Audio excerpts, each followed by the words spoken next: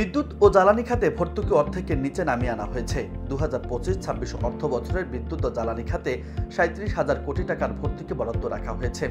আর কৃষি খাতে 17,000 কোটি টাকা সহ মোট 88,920 কোটি টাকার ভর্তুকি প্রস্তাব করা হয়েছে।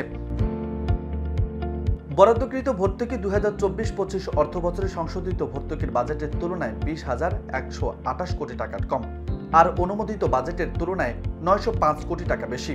2024-25 অর্থ বছরে ভর্তুকি বরাদ্দ ছিল 88,015 কোটি টাকা, যা সংশোধিত বাজেটে দাঁড়িয়েছে 1,09,048 কোটি টাকা।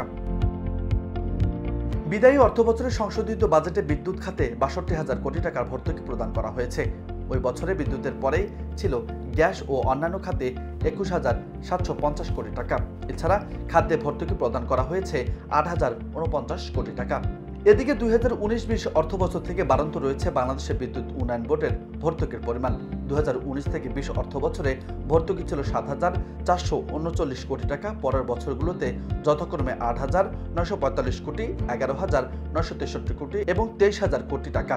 এছাড়া 2023-24 অর্থ বছরে ছিল 33,000 কোটি টাকা।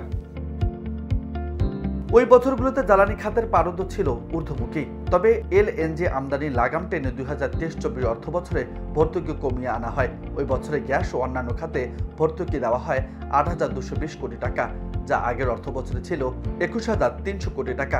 আর বিদায়ী অর্থ বছরে এই খাতে সংশোধিত বরাদ্দের পরিমাণ দাঁড়িয়েছে 21,750 কোটি টাকা।